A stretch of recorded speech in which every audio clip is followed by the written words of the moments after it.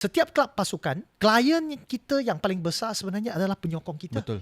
Bukan saja lencana di depan dada tu, tapi sebenarnya kita bermain, kita beraksi di atas padang tu untuk buat penyokong-penyokong kita. Itu Betul. yang paling penting sebenarnya. Dari segi pengurusan di Pulau Pinang, saya rasa Saudara Rahim jarang dengar ada isu bab gaji, ada isu pengurusan ketirisan dan sebagainya. Itu kita buat memang buat terbaik.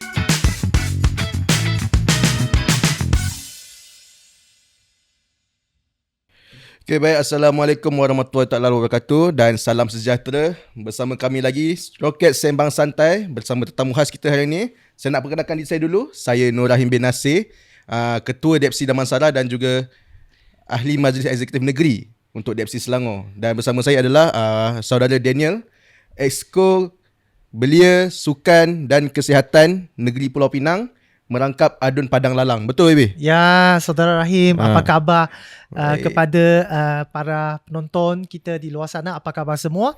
Saya Daniel Gui, Exco Belia Sukan dan Kesihatan Negeri Pulau Pinang, merangkap adun kawasan Padang Lalang di Negeri Pulau Pinang.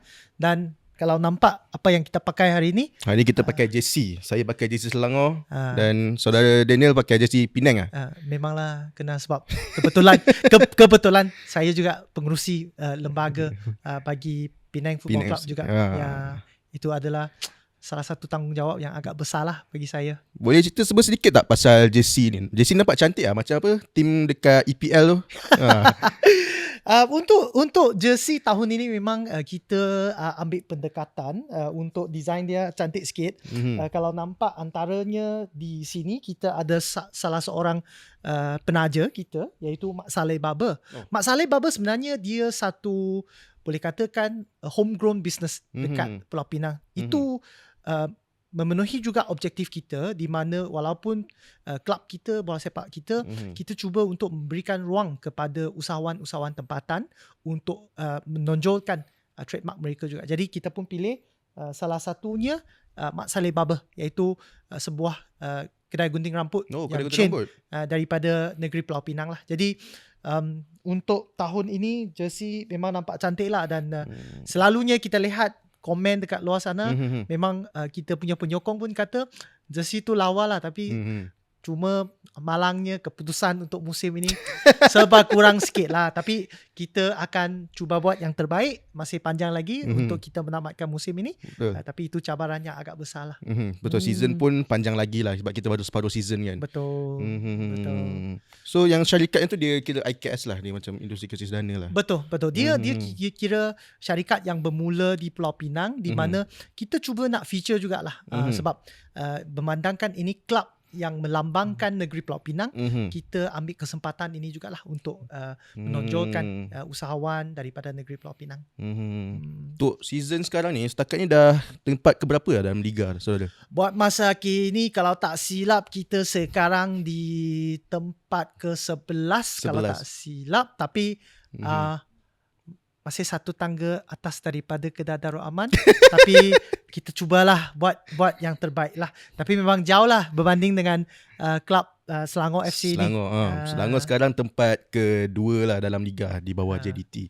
JDT saya nak cakap lah, JDT adalah antara tim yang paling power lah dekat dunia ni.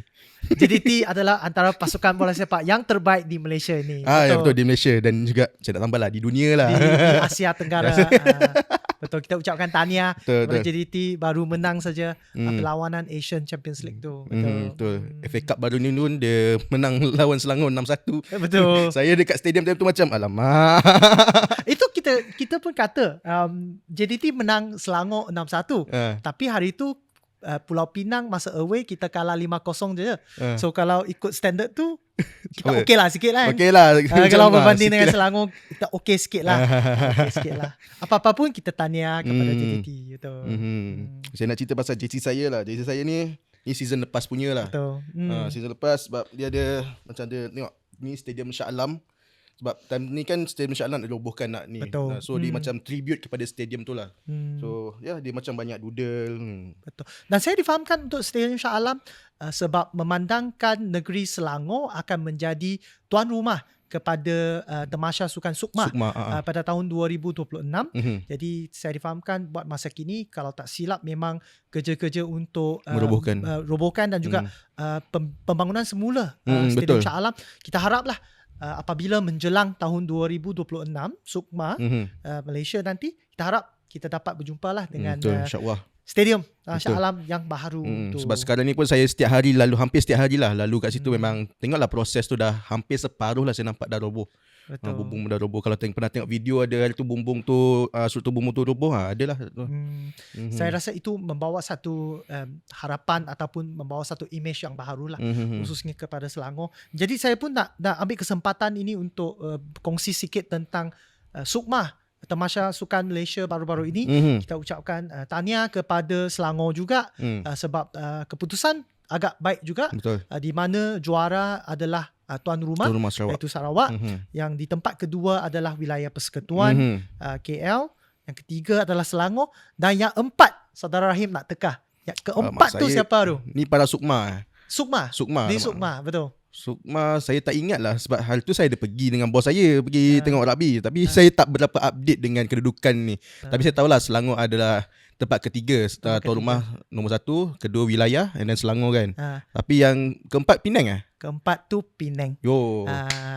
Power. Jadi untuk Tamasya Sukma untuk tahun ini Pulau Pinang, kebetulan lah saya ketua contingent Chef Division yang membawa atlet, pegawai untuk bersaing lah di Tamasya Sukma ini.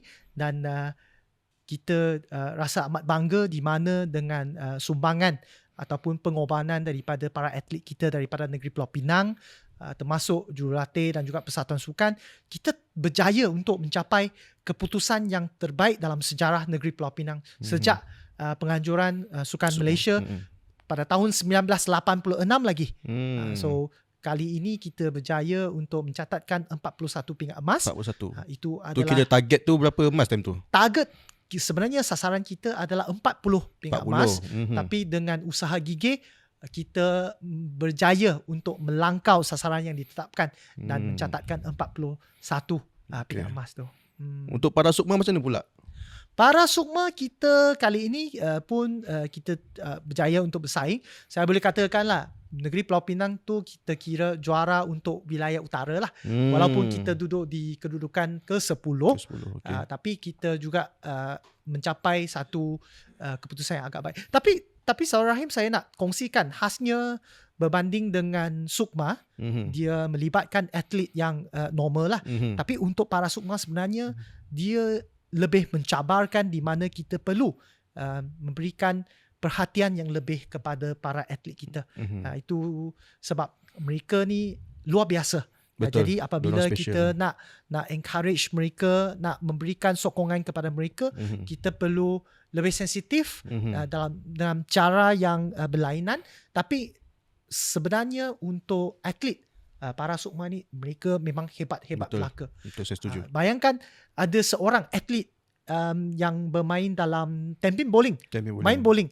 Tapi dia berhadapan dengan isu penglihatan. Okey. Tapi saya nampak skor dia dahsyat. Kalau saya main bowling, silap-silap saya kalah dia. Saya last main bowling time tu dekat Melaka, ada piala kapal sing lah, anjuran Depsi Melaka. Saya setiap kali baling cuci longkang ataupun saya terlepas ke belakang. Tapi itulah kita lihat, meskipun dia berhadapan dengan isu penglihatan, tapi kita nampak skor dia setiap game kan meningkat. Seolah-olahnya ada pegawai yang bagi tahu saya, seolah-olahnya dia boleh nampak tau, tapi dia berhadapan dengan apa, isu penglihatan. Itu yang betul-betul mengagumkan. Dan juga saya rasa itulah sebab utama kita perlu berikan lebih banyak fokus dan juga lebih banyak sumber untuk kita membangunkan atlet para Sukma kita. Kita sekarang ada komen daripada ni akaun TikTok. Ada plan nak upgrade Stadium Bandaraya ke? Terima kasih. Kita nampak ada, tadi kita sembang pasal apa pembangunan semula Stadium Shah Alam.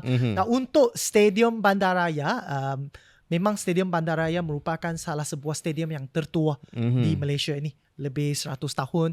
Dan sebenarnya untuk kalau sebut upgrade tu, memang kita tengah upgrade lah, termasuk tangga kerusi dan juga skrin besar. Kita tengah jalankan kerja-kerja upgrade, dan juga kita kini dalam proses untuk tambah tandas dan juga tempat untuk seating kepada khasnya penyokong away fans lah. Jadi kita nak cuba untuk mencantikkan dan juga untuk upgrade lah. Tapi bagi masa kini memang kerja-kerja naik taraf tu kita lakukan, sebab itu boleh katakan stadium keramat kita lah, Stadium Bandaraya. Jadi itu dia unik dan ikonik. Dia adalah di mana, kalau tak silap saya, dia antara satu-satunya stadium yang terletak di tengah-tengah kawasan bandar. Berbanding dengan stadium yang lain mungkin jauh sikit daripada kawasan bandar. Tapi Stadium Bandaraya, nama pun Bandaraya, dia ada antara stadium yang di dalam Bandaraya tu. So jadi itulah.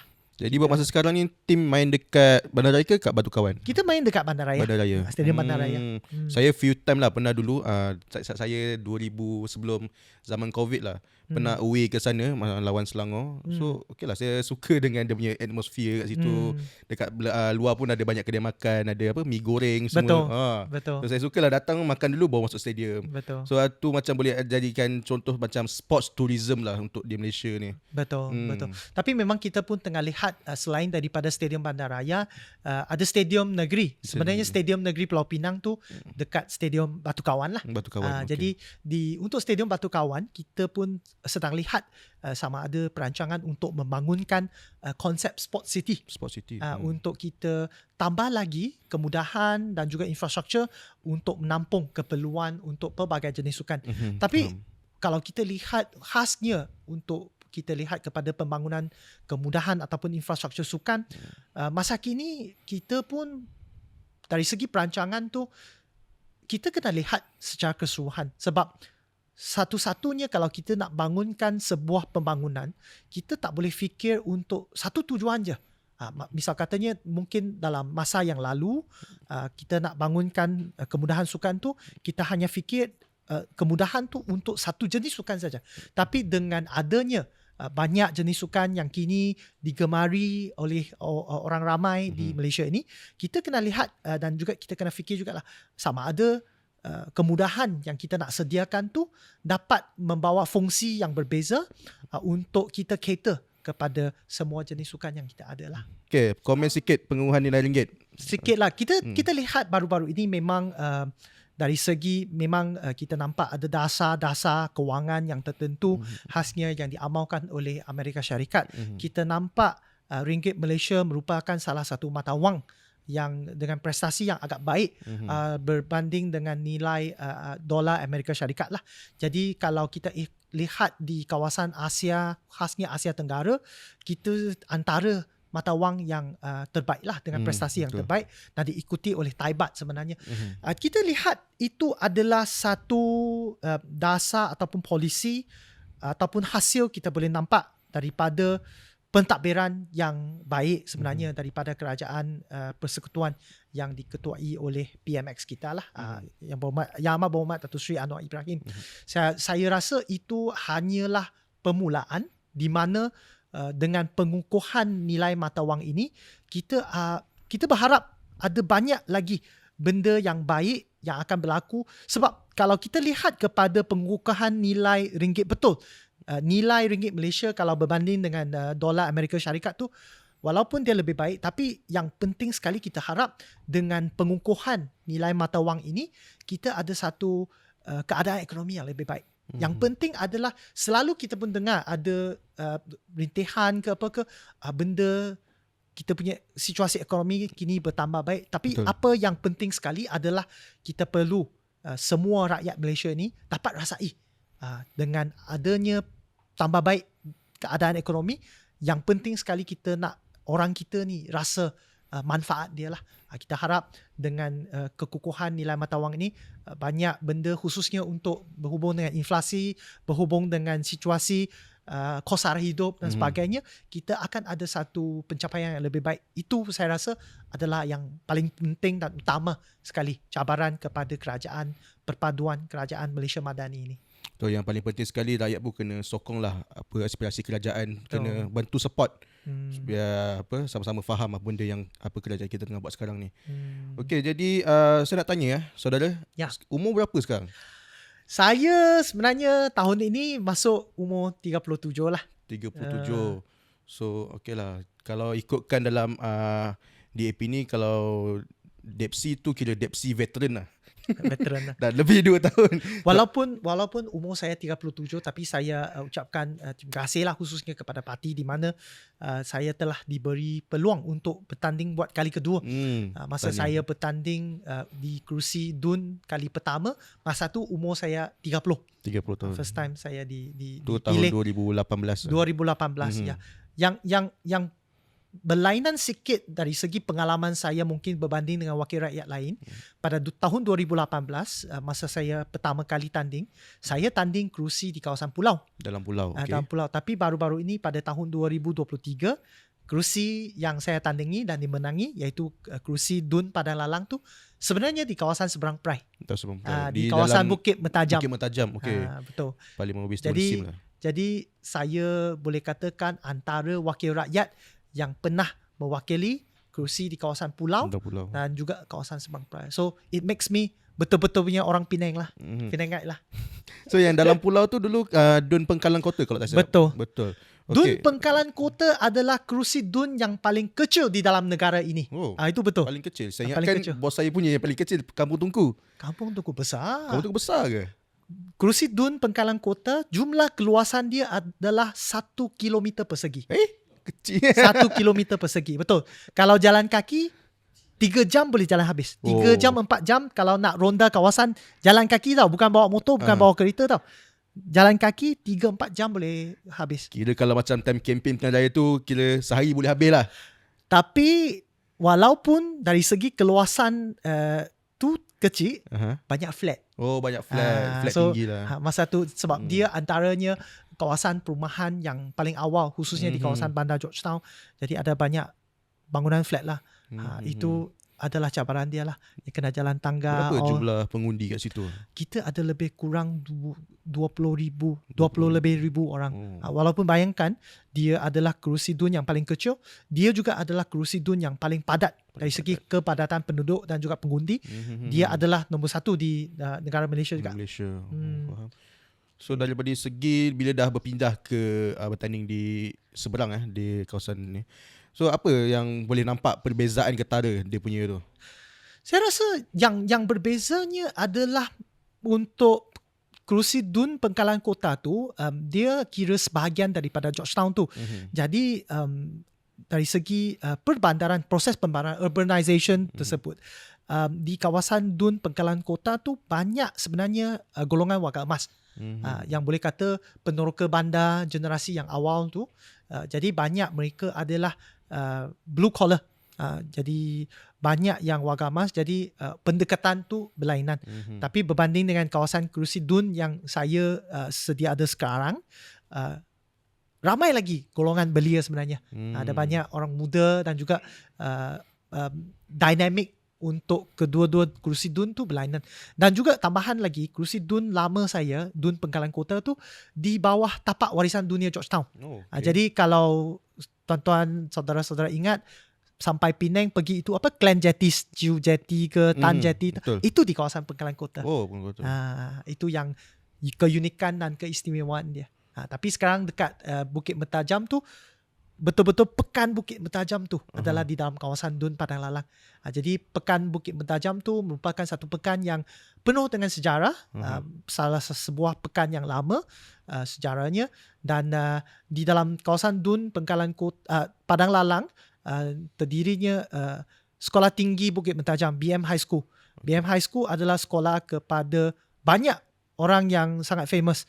Termasuk Menteri Sumber Manusia kita, Saudara Steven Sim. Termasuk PMX, Dato' Sri Anwar Ibrahim, satu sekolah juga. Termasuk Tuan Yang Terutama yang di-Pertua Negeri Pulau Pinang sekarang. Yang keadaan dan juga mantan Perdana Menteri kita Pak Lah juga dari sekolah tersebut. Kira Jadi banyak. BM ni macam kira orang power datang daripada Bukit Mentajam lah, betul tak? Betul. Jangan main-main dengan So Bukit saudara pun Mentajam. datang daripada Bukit Mentajam jugalah. Datang daripada Bukit Mentajam Oh, asal tu. okey. Ya. Faham. So dulu kat Bengkalan Kota ada tak? Saya selalu juga datang ke Penang untuk jalan-jalan, jumpa family kat sana. Saya selalu makan nasi kandak. Orang panggil nasi kandak. Nasi kandak. Nasi kandak. Sur. Sur. Nasi kandak. Okey, boleh tak suggest beberapa restoran ke kat sana kalau dekat kawasan Bengkalan Kota ada yang paling famous sekali? Bengkalan Kota tu kalau bab nasi kandak tu saya rasa antara yang top, yang viral lah, yang banyak kalau dari segi pengunjung yang datang belancong ke negeri Pulau Pinang mesti singgah tu nasi kandak Din Maju. Nasi kandak Din Maju tu di Jalan Gudwara tu sebenarnya di kawasan Pengkalan Kota. Betul. Okay. Tu memang saya punya first datang Penang, memang saya akan pergi Din Maju betul. Sur, betul. Sur, betul. Tapi sebenarnya di Pulau Pinang ada banyak lagi lah pot-pot nasi kandak ni. Tapi saya tak mau kongsi banyak, nanti queue panjang. Nak get keep Itulah kita kena, ini secret, rahsia-rahsia ni ada yang kita kena simpan sikit. Tapi itulah sebenarnya banyak jugalah nasi kandak di negeri Pulau Pinang ini menjadi kebanggaan kita orang Penang. Betul, sebab saya pernah sekali saya update saya punya story lah kan. Saya pergi ke kedai nasi kandak Line Clear. Lepas saya update story, lepas tu kawan saya orang Penang kata orang Penang tak pergi sini. Tak apa. Saya tanya pergi mana? Rahsia. Rahsia tu. Best kept secret. Betul. Okay, ada lagi komen daripada bos saya. Highway. Highway. Mana laksa yang paling sedap di Pulau Pinang? Laksa yang paling sedap di Pulau Pinang, semua laksa sedap di Pulau Pinang. Ni gatekeep juga ke macam mana ni? Bukan gatekeep, tapi memang boleh katakan lah laksa tu, kalau laksa Penang lah, memang banyak tempat semua pun sedap. Dia ada berlainan jenis sebenarnya. Kalau kita sebut mungkin laksa ada yang sedap pun di kawasan Balik Pulau, di kawasan Air Hitam dan juga di kawasan Seberang Perai. Laksa dia berlainan. Macam di kawasan saya ada satu yang saya nak recommend. Ini rahsia saya bongkar lah hari ni. Antara laksa yang sedap tu laksa Taman Ciku. Boleh Taman cuba Ciku. cari. Okay, take note laksa Taman Ciku. Taman Ciku tu. Esok ni confirm beratur panjang. Itu sudah memang beratur panjang pun. Dah beratur panjang. Tapi itu antaranya tempat pot laksa yang sedap lah. Pot laksa. Jadi kepada rakan-rakan yang ada perancangan nak berkunjung ke negeri Pulau Pinang, jangan lupa sebab laksa Taman Ciku tu di Bukit Mentajam. So boleh singgah untuk try. Nak social media boleh beritahu social media untuk ni? Boleh untuk Facebook boleh just Google lah, just search lah Daniel Gui, dan juga untuk saya punya Instagram dan tweet handle DGOOIZS. Boleh dapatkan saya di sana. Okay, next kita nak pergi ke sukan balik ataupun nak pergi ke politik. Boleh? Mana-mana boleh. Mana-mana boleh. So masuk parti dah berapa lama dah? Saya kalau sebut penglibatan saya lah khasnya dengan parti DAP tu, saya ni boleh katakan mula dengan lebih awal lah. Saya rasa dalam ingatan saya, yang first time yang saya ada pengalaman mendekati parti, khususnya parti DAP ni, sebenarnya pada tahun 1995. Masa tu saya darjah 2. Saya belum lahir lagi. Belum lahir lagi. Masa tu saya masih ingat, masa tu saya dekat darjah 2. Kebetulan tahun 1995 adalah tahun pilihan raya. Jadi masa itu di negeri Pulau Pinang, DAP Pulau Pinang, antara saya paling ingat sebab masa tu kempen kita di Pulau Pinang tu, kita tunjuk kartun Robocop. Sebab kita nak menunjukkan satu motif untuk check and balance untuk kerajaan. Maklumlah masa tu kita pembangkang di negeri Pulau Pinang tu. Jadi kita menunjukkan satu Robocop untuk tujuan kita nak semak sembang dengan kerajaan masa itu. Saya masih ingat buku teks saya tu masa tu. Belakang tu saya buat itu stiker Robocop. Stiker Robocop. Betul. Tapi masa tu tahun 1995 bukan satu tahun yang baik untuk kami, di mana untuk kerusi DUN di negeri Pulau Pinang, parti DAP kita hanya memenangi satu kerusi je, iaitu di kawasan Batu Lancang, yang dimenangi oleh saudari Chong Eng. Masa tu dah lama dah. So Batu Lancang tu dalam pulau lah. Dalam pulau, dalam Jelutong. Dalam Jelutong. Ya. Sebut Jelutong semua orang tahu lah. Betul. Batu Lancang tu sebenarnya di dalam Parlimen Jelutong. Kita tahun 1995 satu kursi. Masa tu lah saya masih ingat. Itu yang saya masih ada ingatan yang close bersama dengan parti lah. Kalau saya sendiri sertai parti sebenarnya seawal tahun 2000, membership saya kalau tak silap 2010 kalau tak silap. 2010. Dan Awal juga. Selepas kita berjaya untuk menubuhkan kerajaan negeri di negeri Pulau Pinang pada tahun 2008. Saya masih ingat apabila bulan Mac tahun 2008 tu, apabila berita yang saya dapat di mana kita telah berjaya menubuhkan kerajaan negeri bukan saja di Pulau Pinang, masa tu di Selangor juga, dan juga di Perak. Masa tu tahun 2008 tu. Masa tu saya masih ada di universiti lagi. Jadi itu membawa satu harapan.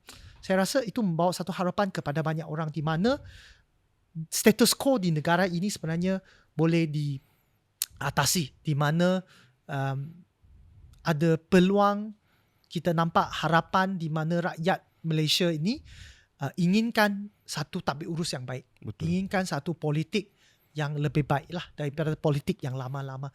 Jadi itulah harapan dan juga itu peluang yang telah diberikan khususnya kepada parti DAP dan sehingga hari inilah. Jadi kita pun melalui sokongan tersebut kita dapat melaksanakan polisi yang baik untuk sebagai cara kita untuk menyumbang kembali untuk sokongan yang diberikan oleh orang ramai ini. Kalau Saudara Rahim lihat pada hari ini kita ada peluang untuk menjadi sebahagian daripada kerajaan persekutuan. Saya rasa pengalaman yang kita timba tu masa tu tahun 2008 apabila kita berjaya untuk menubuhkan kerajaan negeri di Pulau Pinang tu sedikit sebanyak membantu untuk kerajaan persekutuan hari ini untuk kita cuba untuk memperkenalkan dasar dan polisi yang betul-betul dapat memanfaatkan rakyat Malaysia. Saya bagi satu contoh yang boleh katakan paling istimewa. Dahulunya di negara Malaysia ni tak pernah ada kerajaan yang macam memberikan sumbangan kewangan secara terus kepada rakyat. Saya masih ingat tahun 2009 bermula di negeri Pulau Pinang, kita mulakan dengan dasar Ais Sejahtera, iaitu satu sumbangan kepada warga emas. Kita yang mulakan masa tu kalau tak silap RM100 kita berikan kepada setiap warga emas yang berumur 60 tahun dan ke atas.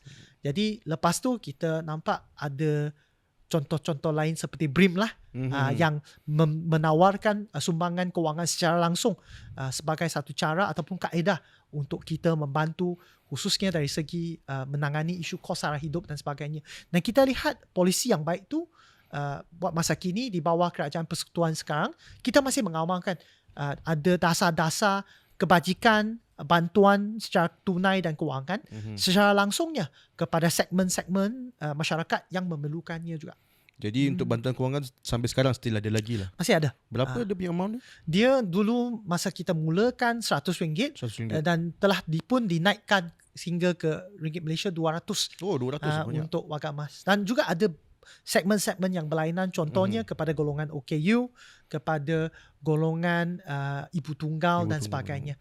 Memang segmen masyarakat yang memerlukan bantuan inilah. Okay, orang Penang kira beruntung lah ada dapat bantuan kewangan semua kan. Orang Selangor pun untung. Selangor pun ada. Actually Selangor pun ada juga. Dia nama dia Skim Mesra Usia Emas. Betul. SME. So yang umur 60 tahun ke atas diorang dapat 150, tak banyak macam Penang lah, RM200. Okay. So dia tapi kat Selangor bawa orang pergi shopping lagi kan? Masa raya pun kita bagi voucher juga. Tapi tu untuk yang tak dapat voucher, yang SMUE tu lah. Yang ni untuk perayaan, setiap kali perayaan ada 3 perayaan tu bagi RM200 untuk kita bawa mereka pergi shopping. Betul. Memang yang rakyat yang bawah kerajaan Pakatan Harapan ni memang rasa beruntung lah. Betul. So ada bagi bantuan kewangan semua tu kan. So ada ni soalan. Ada soalan untuk Saudara Rahim. Saudara Rahim masih belajar ke? Saya buat masa sekarang saya masih belajar lagi dalam degree, dah masuk semester, nak masuk semester hujung lah, semester akhir. Semester hujung lah. So di UiTM jugalah. Tapi soalan cepu emas tu, kenapa DAP? Kenapa pilih DAP? Actually benda ni dah lama saya fikirkan nak join DAP ke tak. Sebelum ni saya tengoklah juga nak join parti lain, tapi macam ni tak sekena dengan saya kan. And then saya ada join satu program masa tu, Akademi Bangsa first. Sekarang pun ada lagi Akademi Bangsa. So saya time tu dekat saya ingat time tu ada dekat KL lah Akademi Bangsa. Thanks jugalah kepada saudara Edri, ada saudara Siwan semua yang pernah ajak untuk join.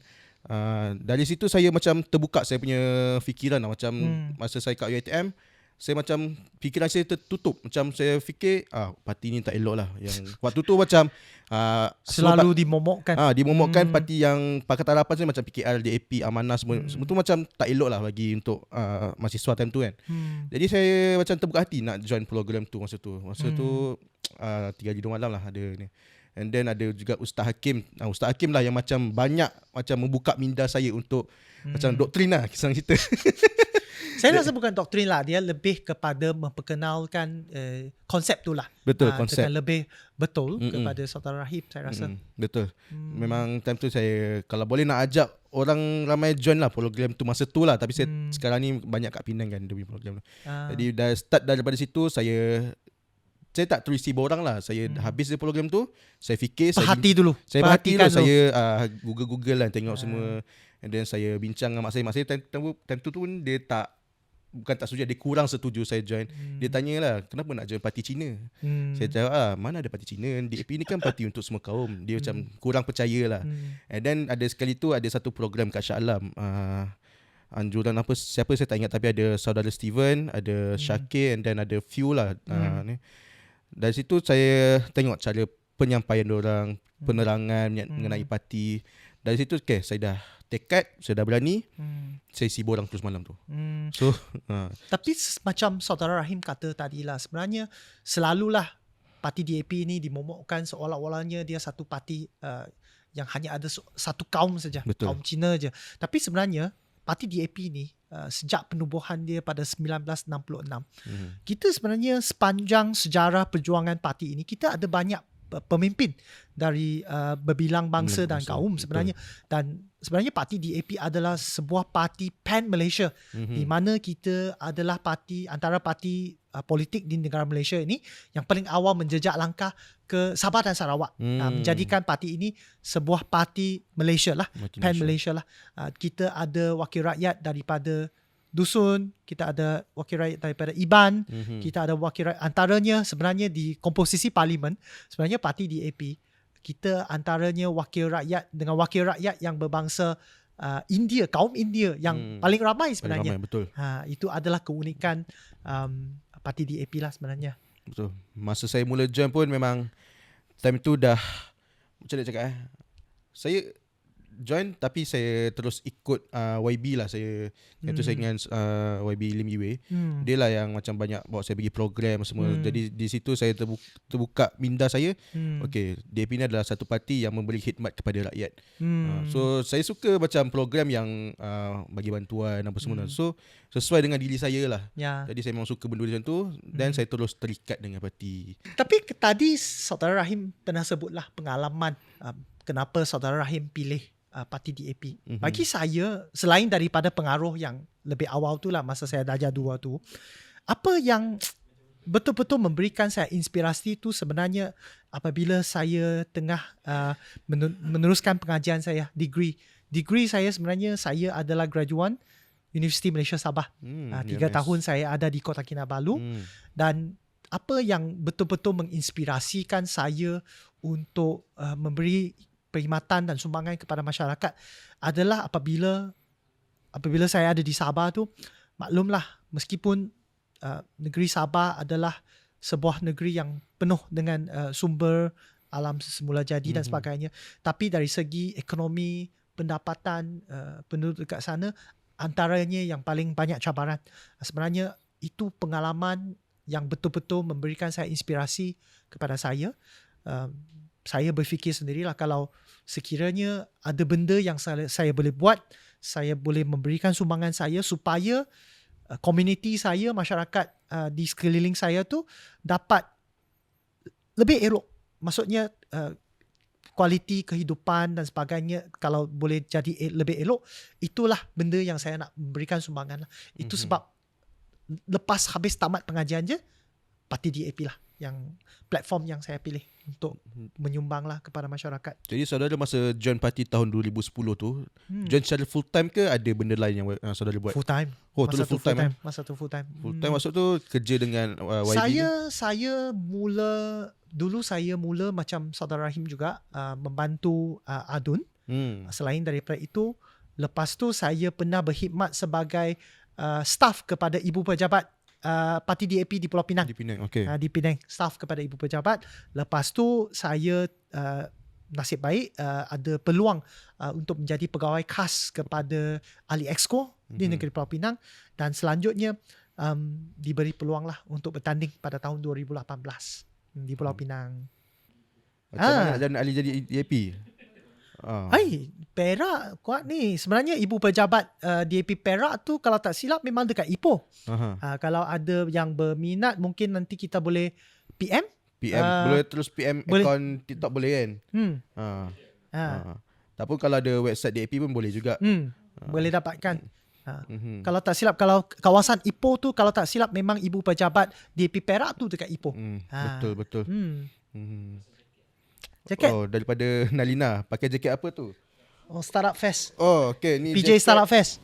PJ Startup Festival. PJ Startup Festival ni adalah satu program lah yang diusahakan oleh co-founded by my boss lah, saudari Yiwei. Dia bersama, waktu tu dia start daripada ahli majlis. Dia bersama rakan ahli majlis.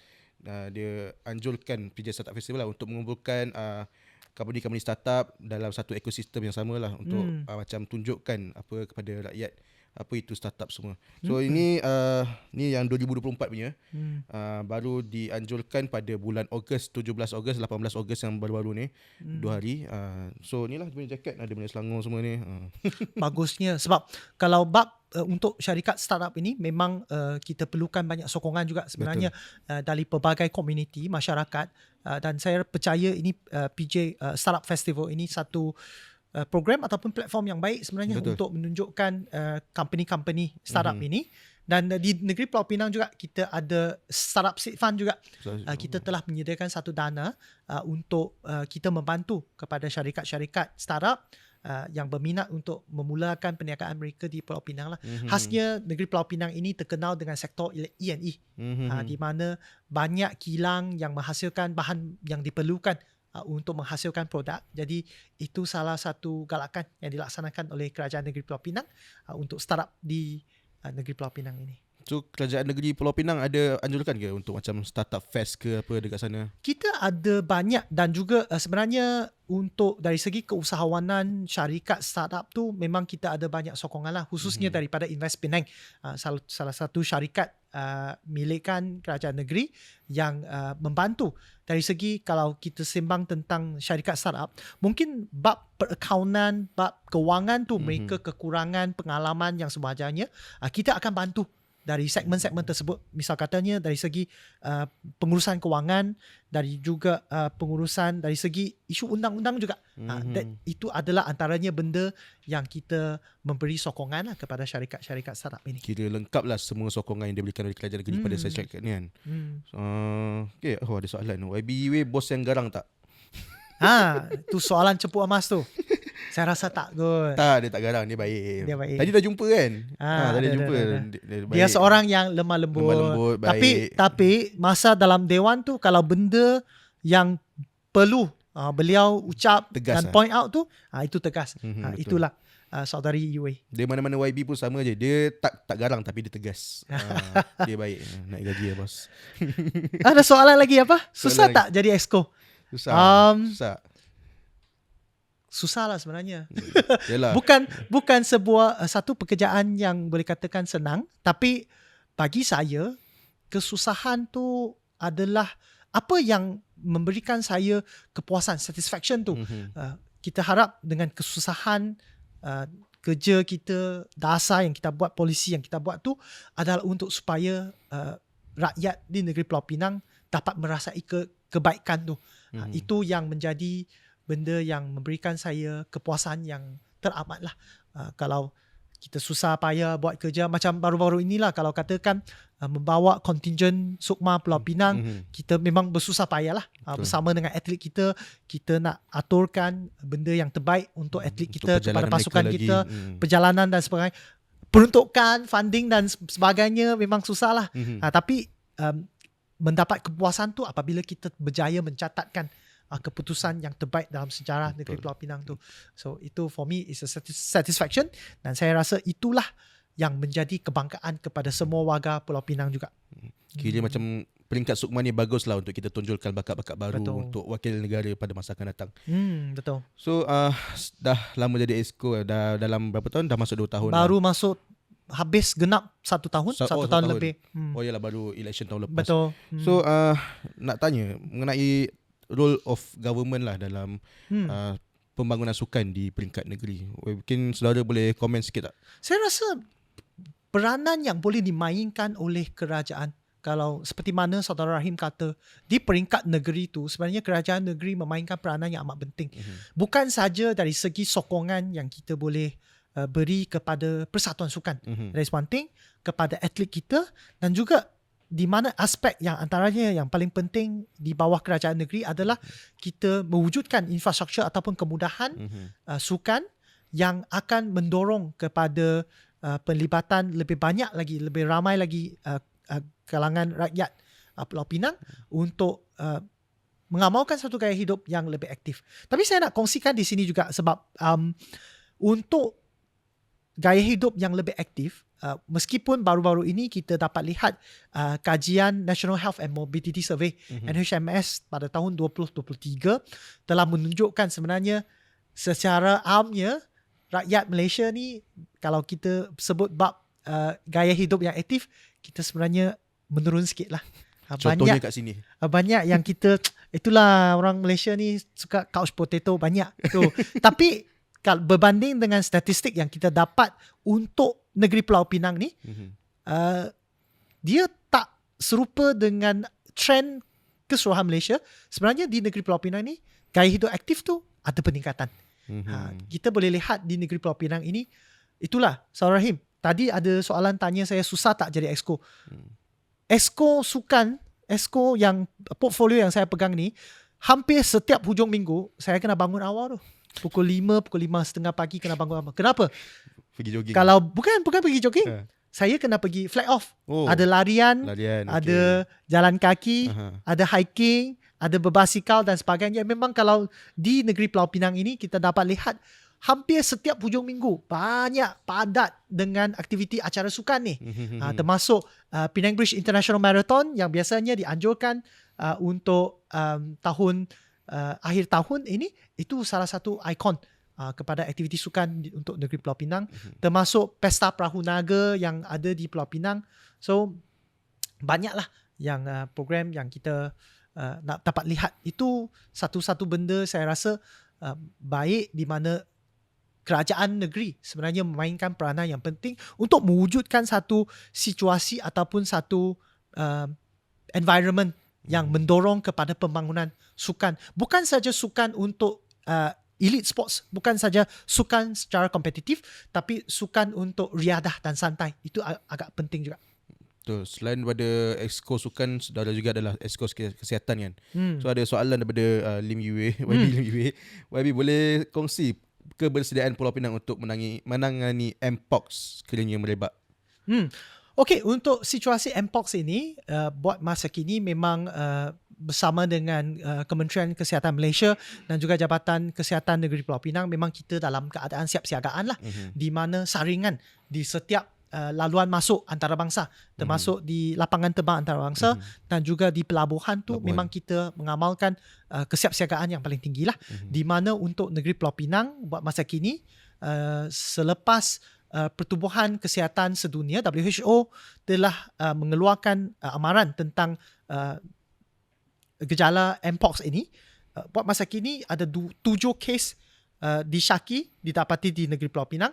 Namun selepas ujian makmal, ketujuh kes ini telah disahkan negatif. Jadi bukan Mpox.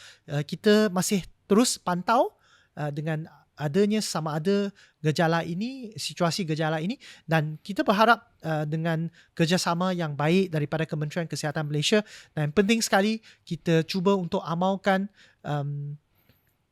pembersihan kendiri yang lebih baik tu, saya yakin kita dapat berhadapan dengan gejala Mpox ini dengan lebih baik.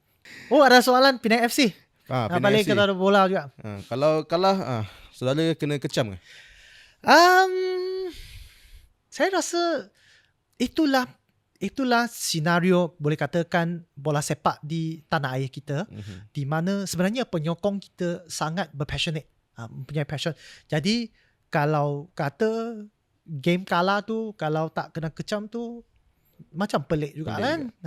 Tapi kita sebenarnya, kalau kita dari segi kritikan yang ada basis, ada pembangunannya, that one actually we will take. Kita akan ambil setiap kritikan tu supaya kita dapat cuba untuk membuat yang terbaik lah, lakukan yang terbaik untuk pasukan kita lah. Tapi untuk Penang FC, selepas saya mengambil alih lah sebagai pengurusi, saya rasa yang penting sekali adalah engagement bersama, khususnya dengan kumpulan-kumpulan penyokong. Bagi saya, falsafah saya adalah sebenarnya setiap kelab pasukan, klien kita yang paling besar sebenarnya adalah penyokong kita. Betul. Untuk siapa pasukan tu bermain, bukan saja lambang di lencana di depan dada tu, tapi sebenarnya kita bermain, kita beraksi di atas padang tu untuk buat penyokong-penyokong kita. Itu Betul. yang paling penting sebenarnya. Jadi kita pun cuba buat terbaik dari segi pengurusan. Di Pulau Pinang, saya rasa Saudara Rahim jarang dengar ada isu bab gaji, ada isu pengurusan ketirisan dan sebagainya. Itu kita memang buat terbaik. Kiranya saudara ni memang buat kerja lah. Janji buat kerja. Tapi isu dia dia lain dengan kerja lain tau. Macam kerja dari segi dasar polisi, ada benda yang okay, kita rajin buat ini, kita buat okay, macam checkbox lah. Benda yang kita dah buat, tik tik tik tik, okay, dia mesti okay punya. Tapi bab bola sepak ni lain, sebab atas padang 22 pemain, bola satu biji je, apa pun boleh jadi. Betul. Kita tak boleh jangka tahun tiba-tiba Penang menang lawan JDT dia kan. Dalam sejarah kebelakangan tahun ini, saya rasa kedudukan yang terbaik Penang FC tu adalah di tempat ketiga. Pernah satu kali masa tu COVID. Pelik pula masa tu COVID, masa tu tak ada penyokong, dibenarkan masuk ke stadium. Itulah musim yang kita capai pencapaian yang baik tu lah. Tapi itulah, sekarang saya rasa kita cuba untuk sasarkan kedudukan yang paling baik lah. Untuk sasaran tahun ini, kita menyasarkan kita dapat masuk sebagai 7 pasukan yang terbaik lah dalam liga. So kita masih menghala ke sasaran tersebut, dan kita harap dapat memberikan lebih banyak sokongan kepada pasukan kita. Betul. So saya nak tanyalah, dah kita cakap pasal sukan kan. Penglibatan wanita dalam sukan, mungkin saudara boleh komen sikit tak? Mungkin saudara mengharapkan lebih ramai wanita untuk terlibat dalam sukan ke macam mana? Sememangnya kalau kita lihat di negeri Pulau Pinang, saya nak kongsi sikit Saudara Rahim. Baru-baru ini atlet kita dalam sukan olahraga, Melissa, beliau seorang wanita dan berjaya memecahkan rekod SUKMA untuk acara heptathlon, iaitu 8 acara sekali. Heptathlon. Dia ada melejam lembing, lari, lompat tinggi, lompat jauh, semua lah. ada 8 acara tu. Berjaya memecahkan rekod SUKMA, dan juga dan meraih pingat emas lah semestinya. Dan juga jangan lupa juga dengan pasangan pemain bola tampar pantai, kumpulan wanita dari Pulau Pinang juga. Kita ada 2 orang atlet daripada kawasan Penanti, daripada Parlimen Pematang Poh, yang memang hebat dan sempoi. Jadi semua pencapaian ini adalah ketika SUKMA baru-baru ni lah. Betul. Jadi kita lihat pembangunan sukan ini, kita perlu lihat secara keseluruhan. Dari segi gender, dari segi usia dan sebagainya, kita cuba untuk melakukan yang terbaik. Dan saya percaya jugalah di luar sana sebenarnya ada banyak atlet-atlet, khasnya atlet-atlet wanita yang amat berbakat. Dan di negeri Pulau Pinang ini, kita cuba untuk menyediakan platform yang sewajarnya dan memberikan peluang yang sewajarnya untuk supaya atlet-atlet ini dapat bersaing di dalam tamasya sukan yang berprestij lah. Tapi cumanya sebut pasal khususnya berhubung dengan atlet wanita ini, kita rasa agak susah hati jugalah antara ada negeri lah, saya tak mau sebut negeri mana lah, yang menghalang atlet, khususnya atlet wanita untuk Betul. menyertai acara sukan tertentu di dalam persaingan sukan. Itu saya rasa tidak patutnya berlaku lah di negara Malaysia. Ini kita sepatutnya memberikan ruang kepada setiap individu, setiap insan, tak kira lelaki ke perempuan, untuk kalau anda ada bakat yang sewajarnya, anda sewajarnya diberi peluang untuk mengambil bahagian. Itu saya rasa bagi saya wajib lah.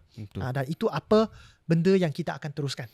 Betul. Dan bagi saya juga, sukan ni adalah satu platform lah untuk kita address isu-isu sosial kan. Betul. Di dalam kawasan. Untuk menyatu padukan semua rakyat Malaysia. Betul. Seperti saya rasa Saudara Rahim pun perhati baru-baru ini masa Olimpik, Paris Olimpik, apabila bergu badminton kita bermain, semua orang berkumpul di kedai mamak tu. Betul, kedai mamak, tengok skrin besar. Pelbagai kaum, bangsa dan agama, semua kita memberikan sokongan. Jadi kita lihat atlet kita masa tu, saya bagi contoh lah, macam pemain badminton antaranya paling handal di negara kita, Datuk Wira Lee Chong Wei. Apabila Datuk Wira Lee Chong Wei bermain di gelanggang badminton tu, kita tak lihat dia seorang Cina. Kita tak lihat dia sebagai seorang yang datang daripada Pulau Pinang saja. Betul. Tapi kita lihat Datuk Wira Lee Chong Wei sebagai rakyat Malaysia, sebagai seorang wakil rakyat Malaysia. Betul. Yang bersaing di peringkat antarabangsa tu. Sama dengan Pandalela Rinong, sama dengan atlet-atlet kita yang mewakili negara kita. Betul. Itulah saya rasa aspek dan benda yang betul-betul boleh menyatu padukan semua rakyat Malaysia. Dia tak kira lah latar belakang politik dia apa. Jadi kalau dia wakil Malaysia, kita sokong. Betul. Saya suka macam tu. Dia kalau wakil Malaysia tu menang, kita semua happy. Kalau dia kalah, dia akan minta cuti. Kalau dia kalah pun, saya rasa semua rakyat Malaysia, tak kira kaum dan bangsa, sama-sama kita rasa kesedihan tu lah. Itu betul-betul boleh katakan sukan tu menyatu padukan kita semua. Aktif bantu banjir di okey. Pengalaman masa tu. Okay. 2021. So waktu tu saya sebenarnya masih belajar lagi, masih mahasiswa. Jadi saya bersama dengan rakan-rakan saya lah, rakan saya yang mulakan dulu, saudari Dashini time tu.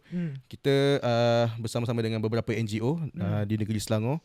Kita mulakan dengan first meeting time tu pukul 7 lah, time tu dah kecoh lah time tu, tengah dah tenggelam semua kan. Jadi kita berinisiatif untuk buat satu meeting. Kita kumpulkan semua orang, semua mahasiswa yang nak join. Kita kumpulkan dana. So, jadi dana time tu kita dapat untuk beberapa hari, mungkin dalam 3-4 hari, dalam RM50,000. Itu adalah inisiatif yang dilakukan oleh mahasiswa sajalah. Kita time tu kita buat misi di beberapa lokasi, iaitu di Taman Seri Muda, antara yang paling teruk. Dan kemudian di Hulu Langat juga, di kawasan saudara Edri time tu, masih dia di Adun. Dan kemudian kita pergi ke Bentong dan juga beberapa lokasi yang lain lah. Jadi di situ juga membuka mata saya lah mengenai pentingnya kesukarelawanan. Betul. Kena mahasiswa tu, dia kena bermula dengan sebagai sukarelawan. Dia kena, time tu baru dia kenal masyarakat semua, dia akan membantu rakyat juga. Jadi saya punya nasihat sekarang ni, kalau mana-mana mahasiswa nak mula kenal masyarakat semua, mulakan sebagai sukarelawan lah. Tak kisah sukarelawan apa, nak bagi bantuan makanan ke. Jadi time tu okey lah, dapat RM50,000 kita spend untuk memberi barangan untuk kita bagi tolong bersihkan rumah semua. So okey lah, dari situ memang tapi masa tu Saudara Rahim, masa tu pada tahun 2021, memang kita tahu Taman Seri Muda tu memang dalam keadaan banjir kilat yang begitu teruk. Masa tu tak takut ya? Kalau kita masa tu nak pergi tolong kan, memang tempat tu agak bahaya jugalah. Masa tu tak ada rasa takut lah. Saya time tu saya jadi berani sebab saya ada bersama pasukan lah. Jadi time tu kita pun masuk ke dalam kawasan yang tu untuk bagi makanan lah. Memang saya tak masuk sebab saya tak berani. Sebab saya takut tenggelam. Jadi biar orang lah untuk masuk time tu, bagi bantuan makanan. Dan okay lah, saya cuma bantu dari luar. Tapi saya percaya masa tu kita fikir kita nak bantu mereka. Betul. Tak ada masa untuk nak takut, kita nak masuk untuk betul-betul sampaikan bantuan lah kepada mereka. Betul lah Saudara. Saya masih ingat masa tu kita ada sukarelawan dari negeri Pulau Pinang, di bawah Perbadanan Pembangunan Belia Pulau Pinang. Pinang PYDC, kita ada sukarelawan belia. Kita pun turut mengadakan misi bantuan banjir ke Selangor dan juga ke Pahang juga. Kita bawa kumpulan kita daripada Pulau Pinang, anak-anak muda kita, termasuk membawa sumber dan juga barang keperluan untuk bantu untuk mangsa-mangsa banjir yang terlibat, dan juga membantu juga membersihkan kediaman mereka selepas banjir tu sudah surut lah.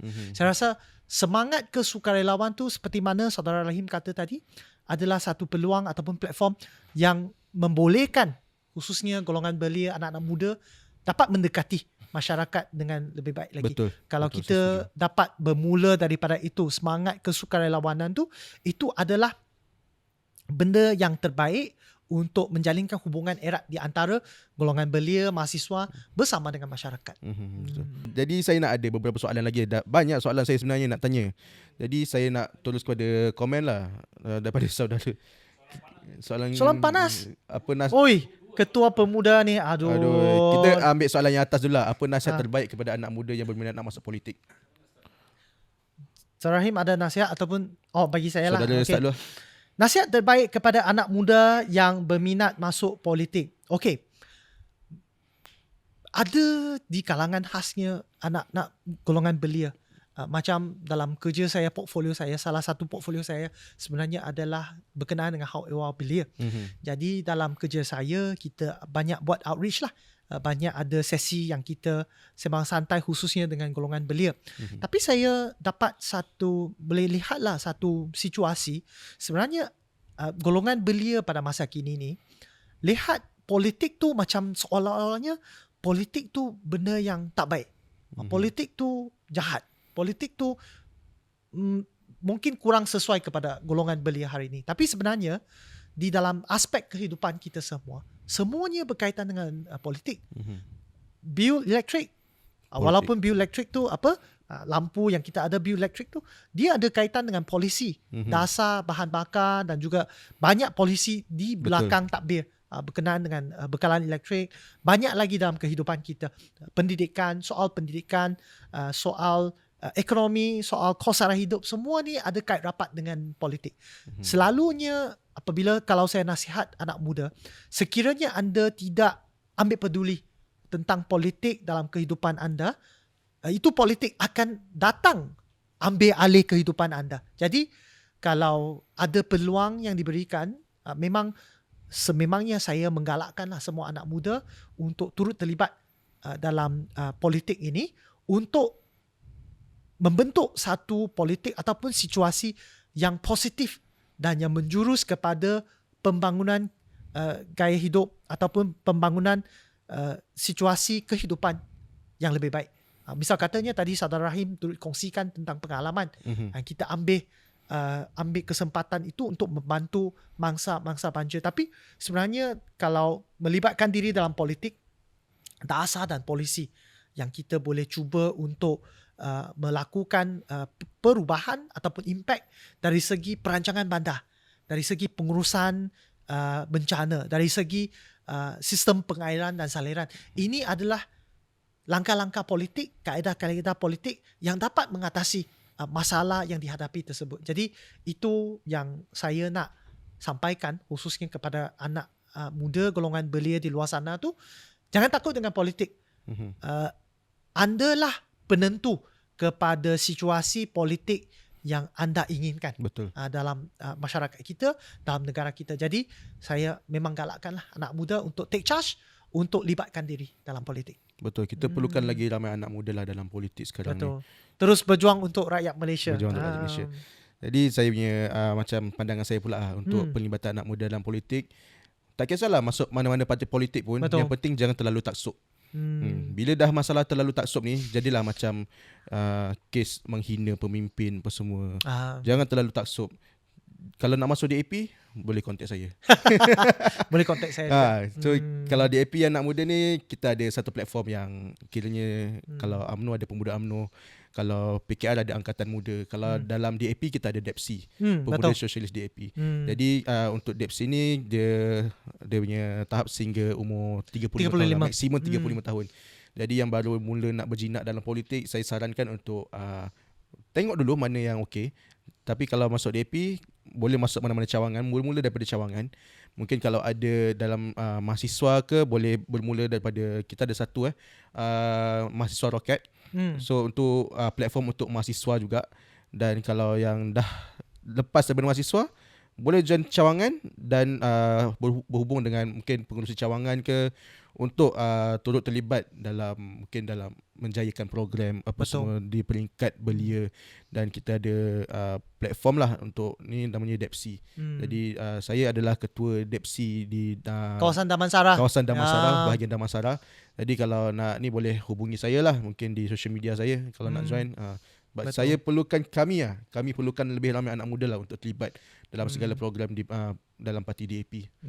Seperti mana saya sebut tadi, kalau ada anak-anak muda di luar sana yang rasa anda ingin menyumbangkan tenaga anda supaya masyarakat kita akan jadi lebih baik, mungkin boleh fikirkan, boleh sertai DAP, boleh sertai DEPSI, Pemuda Sosialis DAP ini, sayap pemuda kepada parti DAP ini. Betul. Dan kita sama-sama melakukan perubahan tersebut, kita sama-sama menyumbang tenaga kepada pembangunan masyarakat kita. Betul. Boleh hubungi saudara Rahim juga. Betul. Kalau di area Damansara dulu lah. Di Damansara lah. Kalau mana-mana parlimen ke, boleh hubungi ketua di bahagian sana lah. Betul.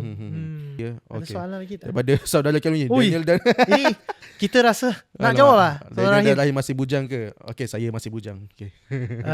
Saya pun masih lah, Masih, belum berumah tangga lagi. Belum berumah tangga. Tapi haraplah ada harapan. InsyaAllah. Tu kalau ditakdirkan jodoh tu, kita kasih jadilah. Jahat kita punya ketua ni. Itulah, ya. Aduh. Okey, Penang ada polisi TNRM yang paling gold standard. Terima kasih saudari Nalina. Betul, trap neutral release tu betul. Kita mulakan dengan itu. Tapi walaupun saudari Nalina kata Pulau Pinang tu TNRM tu jadi gold standard tu, tapi sebenarnya banyak lagi yang kita perlu buat supaya TNRM tu dapat jadikan lebih baik. Sebab bukan senang sebenarnya polisi, tapi saya rasa TNRM tu berjaya dilaksanakan di negeri Pulau Pinang secara keseluruhan tu. Satu adalah dengan sokongan daripada NGO yang tertentu, dan yang kedua dari segi keluasan geographical. Negeri Pulau Pinang tu sebenarnya tak besar sangat. Negeri Pulau Pinang antara negeri yang kedua terkecil di dalam negara kita. So itu yang menjadikan dasar tu berjaya dilaksanakan, trap neutral release tu. Tapi kita harap standard ini dapat dijadikan dasar di seluruh negara, seperti mana saudari Nalina sebut dalam komen tu. Betul. Okay, saya nak tambah sikit masa. Saya nak kongsi lah, saya pernah jadi sukarelawan untuk Sukan C. Jadi berkenaan dengan soalan saya ni, saya nak tahu kesediaan Pulau Pinang untuk menjadi tuan rumah Sukan C. Memang pada tahun 2027, seperti mana yang diumumkan oleh Kementerian Belia dan Sukan baru-baru ini, negeri Pulau Pinang merupakan salah sebuah negeri lah yang bersetuju untuk menjadi host bersama dengan negara Malaysia bagi menganjurkan Sukan C pada tahun 2027. Bukan banyak negeri yang, saya rasa Selangor tak kot. Hanya Pulau Pinang, Sabah, Sarawak, Kuala Lumpur bersama dengan wilayah persekutuan je yang bersetuju untuk hostkan Sukan C ini. Memang di negeri Pulau Pinang kita pun ada antaranya kemudahan ataupun infrastruktur yang membolehkan negeri Pulau Pinang menjadikan host juga. Selain daripada tadi kita ada sebut tentang Stadium Batu Kawan, kita juga ada Spice Arena, antaranya indoor stadium arena yang boleh katakan yang antaranya quite baik, di mana STL, Sepak Takraw League akan berlangsung di Spice Arena tidak lama lagi. Dan itu salah satu boleh katakan venue yang kita sedia ada di negeri Pulau Pinang ini untuk bantu kita lah untuk hostkan acara-acara sukan di Sukan C ini. Tapi saya percaya mungkin lepas ini kita akan adakan perbincangan bersama dengan rakan-rakan lain yang sudi untuk menganjurkan Sukan C ini bersama. Kita akan buat perbincangan yang lebih telitilah selanjutnya lah, acara mana yang kita nak host dan sebagainya. Tapi Pulau Pinang kita siap sedia lah untuk menyambut penganjuran Sukan C. Mungkin boleh highlight ke beberapa acara sukan yang mungkin Pulau Pinang akan anjurkan untuk host. Kita memang ada advantage dari segi beberapa sukan. Tapi yang penting sekali adalah kita nak lihat kepada antaranya atlet wakil Malaysia tapi berasal daripada negeri Pulau Pinang. Kita nak cuba kalau boleh acara mereka kita nak cuba untuk host di negeri Pulau Pinang supaya boleh katakan bagi home advantage sikit lah untuk acara-acara tertentu. Misalnya kita ada wakil kebangsaan dalam judo, dalam snooker dan sebagainya. Ini mungkin acara yang kita boleh mempertimbangkan untuk jadi host di Pulau Pinang supaya kita dapat menyambut lah kalau dengan prestasi yang baik, harap-harap juara Sukan C tu dapat dilahirkan di negeri Pulau Pinang tu, asal atlet tu dari Pulau Pinang juga. Betul. Hopefully lah kita akan berjaya menganjurkan Sukan C pada tahun 2027. Tak lama dah, lagi 3 tahun je. Betul. Tapi dalam masa 3 tahun ni banyak persiapan yang perlu dilaksanakan. Mungkin nak upgrade infrastruktur Betul. semua kan. Okey, saya rasa macam dah tak ada soalan dah daripada ruangan komen. Ada lagi? Oh, YB. Okey, soalan cepumas juga ni. Ada cita-cita. YB ada tak cita-cita untuk menjadi ahli parlimen? Wah, ni soalan tricky juga. Tapi personally lah, saya rasa kalau ada peluang tu, why not? Betul. Saya rasa peluang diberikan untuk jadi wakil rakyat tu sebenarnya it's an honor. It's always an honor. Sebab bukan senang untuk diberikan peluang dipilih untuk mewakili parti di dalam sesebuah pilihan raya. Tak kira lah pilihan raya bagi kerusi DUN ataupun pilihan raya kepada kerusi parlimen tu, it's an honor. It's always an honor to serve. Jadi kalau diberikan peluang tersebut, I think okay lah, kita akan cuba sedaya upaya. Sebab memang ahli parlimen parti DAP ni semua hebat-hebat belaka. Betul. Ada standard dia lah. Jadi itulah kalau diberikan peluang, why not?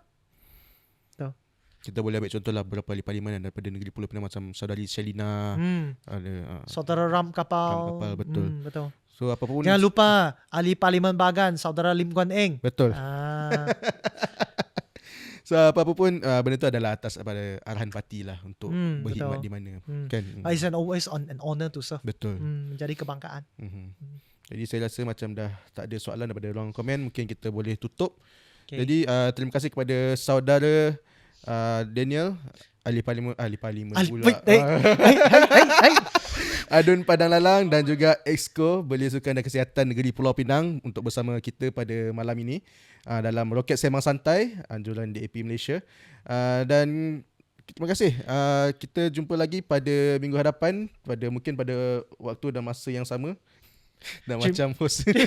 Terima kasih kepada saudara Nur Rahim selaku ketua Pemuda Sosialis DAP bagi bahagian Damansara dan juga ahli majlis Eksekutif Negeri Dapsi Selangor yang sudi untuk bersama dengan jugalah dalam sesi Sembang Santai Roket pada petang ini. Dan seperti mana saudara Rahim kata tadi, jangan lupa minggu depan kita ada tetamu yang istimewa yang akan bersama dengan anda. Jadi jangan please lupa like, please share. Jangan lupa untuk sharekan video kami di TikTok ni. Betul. Okay. Terima kasih semua. Assalamualaikum. Selamat malam. Bye.